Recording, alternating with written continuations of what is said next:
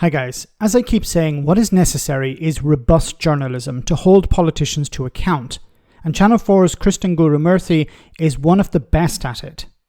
The Conservatives are currently setting out their manifesto, so it's necessary that the media scrutinise it properly. Murthy challenged the Secretary of State for the DWP, Mel Stride, over the tax burden.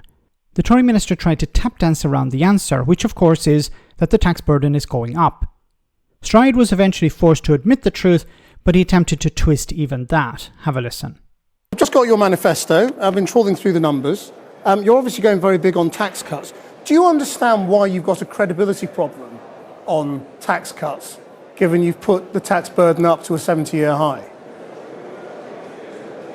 So we stepped in to support the economy during COVID. A huge commitment around furlough, supported millions of jobs and families up and down the country. We also supported families with cost of living payments due to the high inflation imported from the war in Europe. That cost about £400 billion, and it's quite right and expected that there'll be more tax to pay that down. But what's happening now, of course, is a change in direction. We are now seeing taxes coming down. That's why we've already reduced national insurance by a third. Well, no, that is true. We're seeing our tax come down while others go up. Well, what we're seeing is a trajectory which is now on a downward direction in terms of the new tax changes that are coming in. So national insurance, as I say, reduced by a third. That has already meant a £900 tax deduction. Are you saying the tax burden is now going to go down? Earnings. And the tax burden as a result of the measures that have been announced in our manifesto will be around 1% lower in each year than would otherwise have been the case. So is the tax burden going to go down next year and the year after? So what I'm saying, Krishnan, is that the trajectory now is on a downward path in terms of the measures that we are bringing in. There are no tax rises. Sorry, I'm not clear. Is it going down as a result of your measures? Well, no, because you're... So it's not going down, is it? It's going up. The tax burden will, compared to the previous forecast before the measures in the manifesto, will be around 1% lower as a consequence of those measures. So it's not going up as much, as you know, include... But it is still going up. Include, Krishnan, what those measures include is reducing the national insurance for employees, 27 million of them, such that we will have halved it by the end of the next But it's not true to say tax is coming down, is it? It is going up. I'm trying to finish a point here, if that's all right. And for the self-employed, it will mean that we will abolish Class 4, which is the main national insurance contributions that self-employed people pay altogether by the end of the next Parliament. Yeah, okay. Well, so tax is still going up. It's just not going up by as much as a result of these measures. It's absolutely pathetic. First he starts off by saying, well, taxes are high because, well, we have to pay for the pandemic, furlough, the war in Ukraine, measures to deal with the cost of living crisis. So that's the reason why taxes are high. But taxes are actually coming down.